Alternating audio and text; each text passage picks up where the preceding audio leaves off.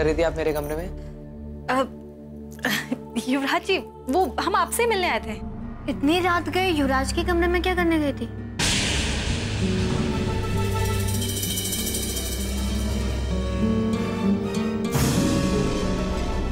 Uncle, मेरा तो मानना है कि इंसान की सबसे बड़ी दौलत है उसके संस्कार। नहीं, मुझे आते हैं बहुत सारे जोक, अभी नहीं आ रहे। तो हेल्प मी ना, मुझे कोई जोक याद दिलाओ तो मैं सुनाता हूँ, तुम हंसना है? क्या आइडिया है। मैं आपको जो जोक सुनाऊंगी वही जोक आप मुझे सुनाएंगे और मैं उसी जोक पर हंसूंगी। कमाल का प्लान है, फर्स्ट क्लास। अरे गड़बड़ है। नहीं मतलब मुझे ही सुनाना पड़ेगा ना। आएगा आएगा आएगा आएगा आएगा आएगा आया। क्या आया? Short and sweet. सुनना आप, सुनाइए। एक ना आंटी जी रोड पे वो रिक्शे वाले को देखती है, बोलती रिक्शे वाले भाई साहब, रिक्शे वाले भाई साहब। जी बहन जी। तो बोला आप सब्जी मंडी जाओगे? हाँ जी मैडम जाएंगे। तो जाइए। तो जाइए। आगे आगे क्या हुआ? आगे क्या हुआ? आगे आगे क्या हुआ? आगे चला गया सब्जी मंडी। जोक खत्म। बहुत फनी। मैं अपने दोस्तों को सुनाता हूँ, बहुत हंसते हैं। आप चाहते कि मैं इस जोक पर हंसूं? यार कुछ गड़बड़ हुई होगी ना। क्या करते हैं ना, मतलब जोक को साइड में रखते हैं, कुछ नया करते हैं। हाँ, तो कुछ ऐसी चीज करते हैं जो अगर कोई इंसान करे तो अगले आदमी को हंसना ही पड़ेगा, चाहे वो आदमी हो या औरत। और नहीं हंसोगी ना, नहीं हंसोगी ना, नहीं हंसोगी ना, नहीं हंसोगी ना, गुदगुदी तो करनी पड़ेगी। अब हंसो। नहीं मत हंसो, नहीं मत हंसो, मत हंसो। मैं 24 घंटे गुदगुदी करूंगा। मैं करते हंसा नहीं। सॉरी बोलो, सॉरी बोलो। क्यों मत करिए? मुझे बहुत गुदगुदी होती है।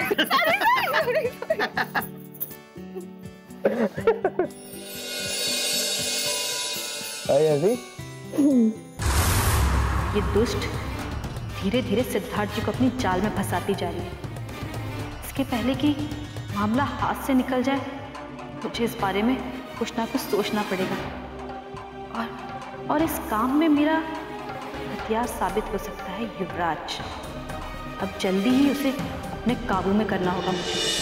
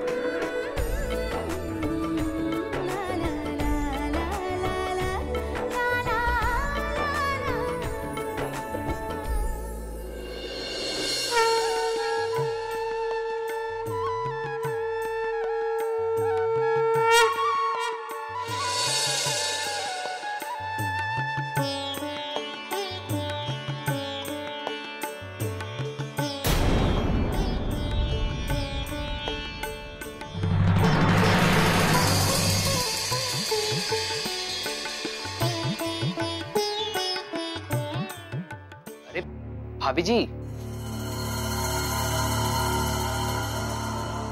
कहाँ जा रही हैं आप? आइए ना।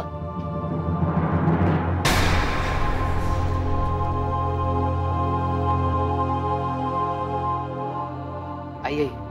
कोई जरूरत नहीं, यही टाइम मिला था यहाँ आने के लिए।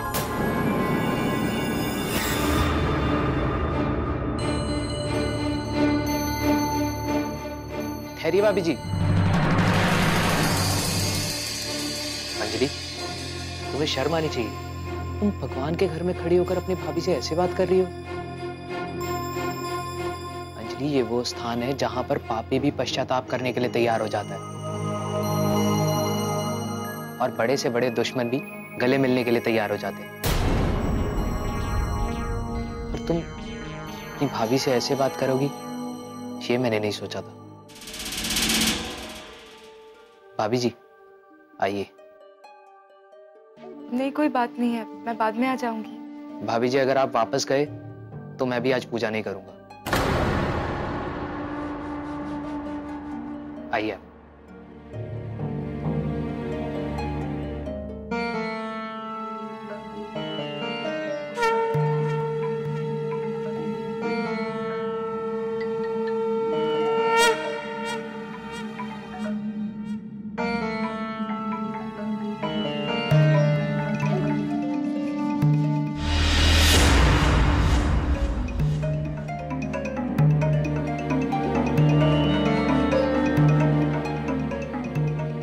यही सही समय है इसके कमरे से रिकॉर्डर निकालने का।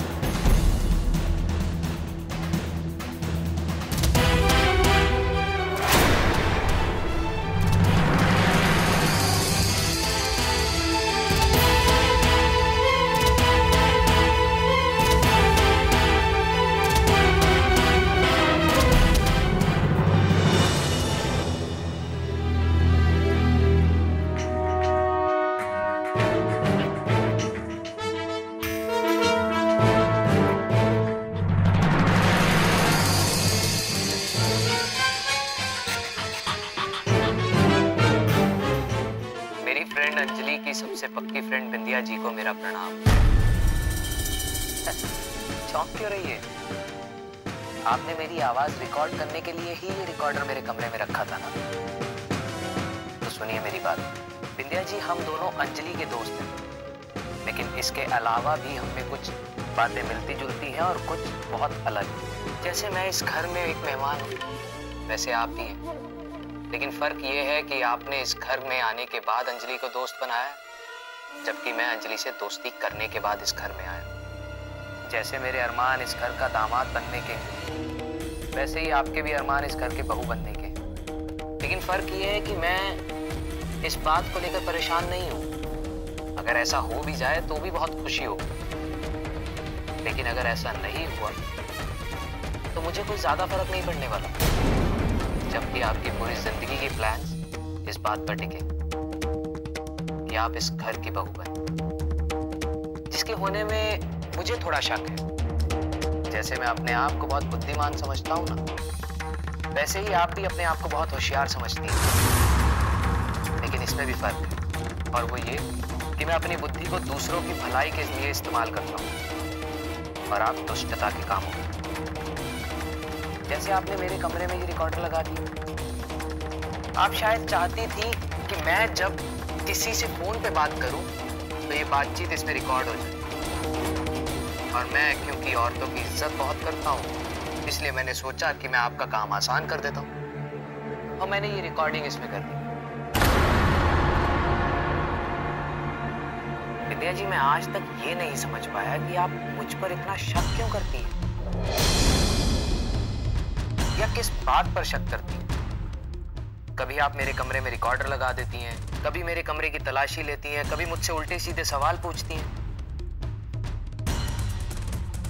आपके इन पैंतरों से क्या हासिल हो रहा है ये तो आप ही जाने, लेकिन मैं आपसे हाथ जोड़कर विनती करता हूं कि आप ये सारी हरकतें बंद कर दें।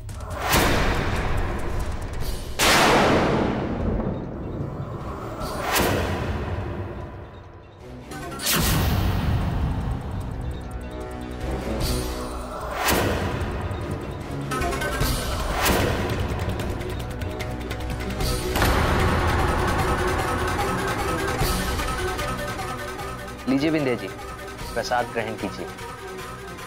हो सकता है प्रभु की आप पर कृपा हो जाए और आपका दिमाग ठंडा हो जाए। अपना नाटक बंद करो। मेरा रिकॉर्डर पकड़ के तुम ये सोच रहे हो कि तुमने जंग जीत ली है? ये मत भूलो युवराज कि हमें तुम्हारे खिलाफ सारे सबूत मिल गए, और हमें यह अच्छी तरह पता चल चुका है कि तुम कौन हो और यहां क्यों आए हो। विद्या जी, इसमें कौन सी बड़ी बात है? ये तो मेरे ख्याल से सभी जानते हैं ना कि मैं कौन हूं और यहाँ पर किस लिए आया हूं। देखिए, मेरी जिंदगी की किताब तो बिल्कुल खुली हुई है, कुछ भी छुपा हुआ नहीं है उसमें। अच्छी एक्टिंग कर लेते, पर इतनी भी अच्छी नहीं करते कि झूठ को सच साबित कर सको। अच्छा, तो आप ही बता दीजिए ना, सच क्या है? मैं कौन हूँ, कहाँ से आया हूँ और किस लिए आया हूँ? तुम वही आदमी हो जो अवंतिका को धमकी भरे फोन करता है। तुम वही आदमी हो जिसने सिद्धार्थ जी का एक्सीडेंट करवाया था।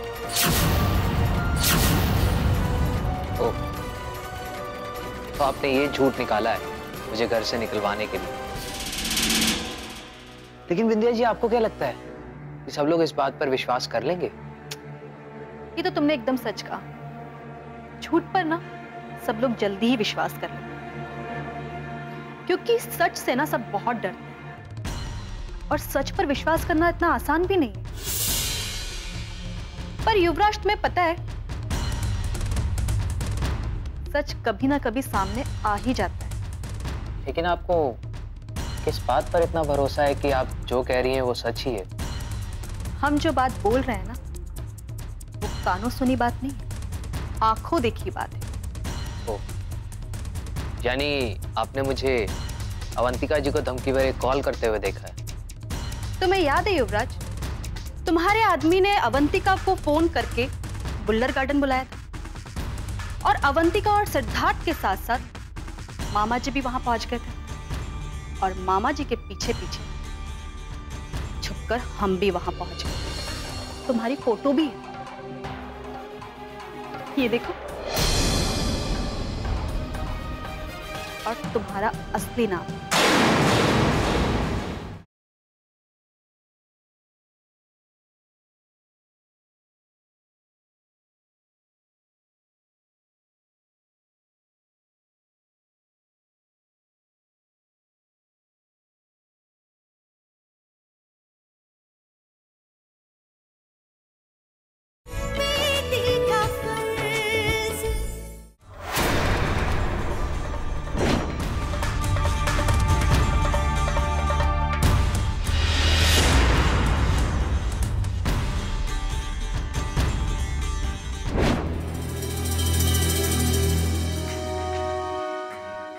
क्या हुआ युवराज, तुम्हें अभी भी लग रहा है कि मैं झूठ बोल रही हूँ, मैं झूठी हूँ? कुछ तो बोलिए युवराज गोयल साहब, बोलिए कि हम झूठ बोल रहे हैं, बोलिए कि आप इस घर में, इस घर की बर्बादी के मकसद से नहीं आए हैं। बोलिए। तुम्हारे पास कोई सबूत नहीं है इस बात का? तुम क्या जानो कि हमारे पास क्या है? हाँ, अगर तुम्हारे पास कोई दिव्य दृष्टि हो जिससे तुम ये पता कर सको कि हमारे पास तुम्हारे खिलाफ क्या सबूत है, तो बात अलग है। क्या सबूत है तुम्हारे पास? ये सही सवाल। तुम ये सोच रहे होगे ना कि हमारा रिकॉर्डर वाला प्लान फ्लॉप हो गया तो हम हार गए, पर ऐसा नहीं है युवराज। लेकिन हमारे पास उससे भी बड़ा और उससे भी पुख्ता सबूत है। देखना चाहोगे?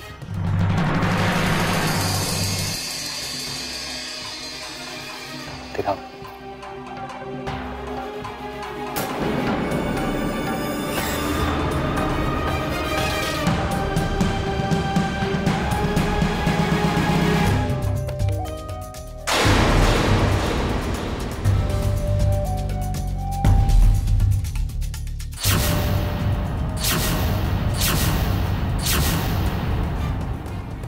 तुम्हें पता है, ये सरकार द्वारा इशू किया हुआ पासपोर्ट है, और सबसे बड़ी बात, इसमें ना तुम्हारी फोटो भी है। ये देखो, और तुम्हारा असली नाम।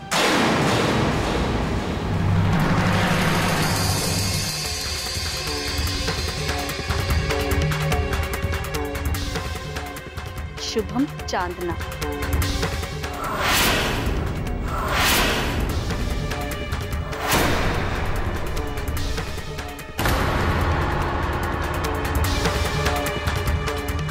अगर दोबारा ऐसा करने की कोशिश भी की ना तो शोर मचाकर यहां सबको बुला लेंगे।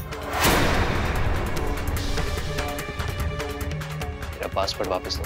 पहले तुम हमें ये बताओ कि तुम अपना नाम बदलकर, अपनी पहचान छुपाकर इस घर में क्यों घुसे?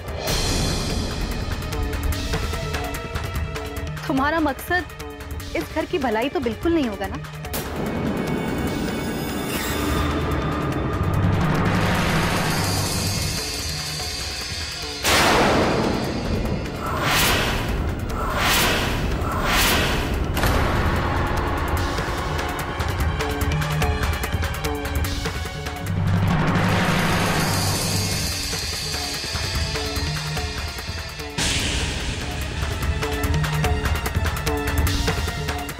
अंजलि, मैं तुमसे बाद में बात करता हूँ।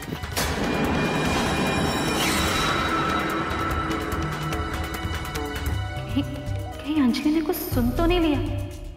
अगर ऐसा हुआ तो मेरा दांव चलने से पहले ही कट जाएगा। अंजलि, मेरी और बिंदिया की ऐसी कौन सी बात सुन ली जिसकी वजह से तुम्हें इतनी नाराजगी हो गई है?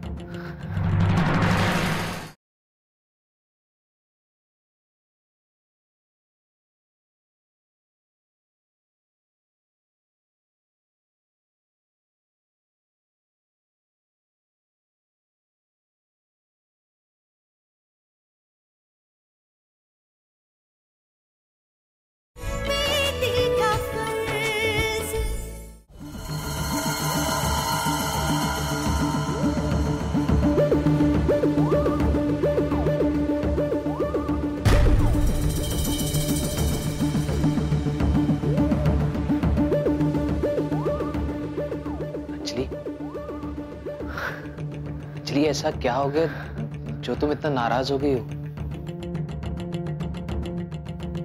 अंजलि, मेरी और बिंदिया की ऐसी कौन सी बात सुन ली जिसकी वजह से तुम्हें इतनी नाराजगी हो गई है?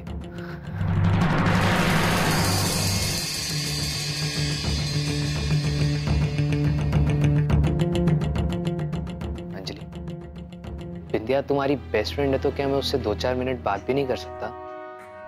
युवराज, तुम बिंदिया के साथ चाहे जितनी भी बात कर लो, मुझे क्या प्रॉब्लम है?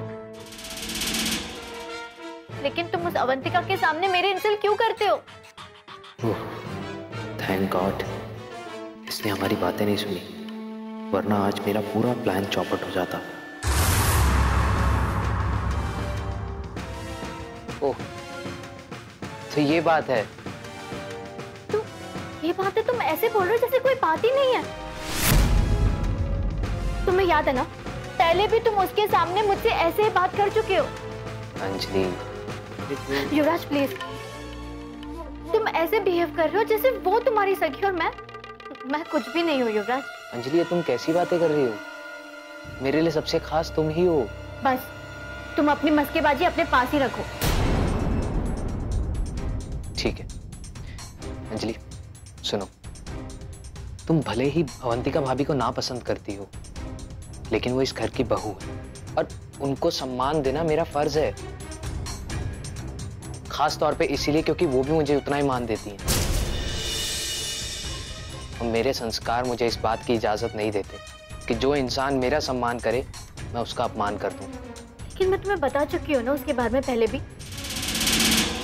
वो खुद को इस घर का सदस्य मानती ही नहीं है। इस घर के सारे लोगों से उसने दुश्मनी ठान रखी है। लेकिन अंजलि, मुझे एक बार भी उनकी हरकतों से या उनकी बातों से ये नहीं लगा कि वो इस घर के सभी सदस्यों को अपना दुश्मन समझती हूँ। तुम्हें नहीं लगा ना, लेकिन मैं तुम्हारी दोस्त हूँ ना, तुम मेरे दुश्मन से दोस्ती कैसे कर सकते हो? अंजलि प्लीज समझने की कोशिश करो, दोस्ती शर्त रखकर नहीं की जाती है। और ये जरूरी नहीं है ना कि जो तुम्हारा दुश्मन हो वो मेरा भी दुश्मन हो। और दूसरी बात, ये भाभी का जो बैर तुम्हारे मन में है इसे अपने मन से निकालो और एक बार फिर से उनके बारे में सोचो। तुम मुझे ये सलाह ना ही दो ना तो अच्छा है। और तुम्हारी बातों से ऐसा लग रहा है कि तुम आगे भी उसके सामने मुझे डांटने वाले हो। अंजलि, कोई किसी इंसान को इसीलिए डांटता है क्योंकि वो उसे अपना समझता है, और कोई राह चलते हुए आदमी को कोई क्यों डांटेगा? मुझे नहीं चाहिए ऐसा अपनापन जिसमें सिर्फ डांट ही पड़ती रहे।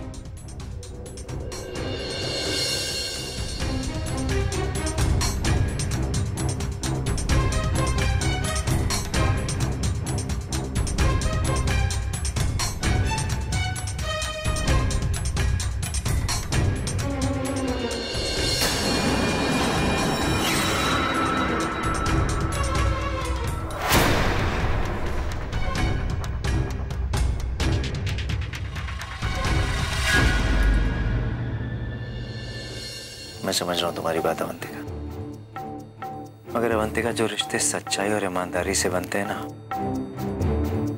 वो चाहे टूट भी जाए और ऐसा भी लगे कि रिश्ते कभी वापस जुड़ नहीं पाएंगे, फिर भी एक ना एक दिन वो रिश्ते जुड़ ही जाते हैं। अब देखो ना, पापा को तुम्हारी सच्चाई पता लग गई, वो फिर से तुम्हारे साथ पहले जैसा व्यवहार करने लग गए, है ना?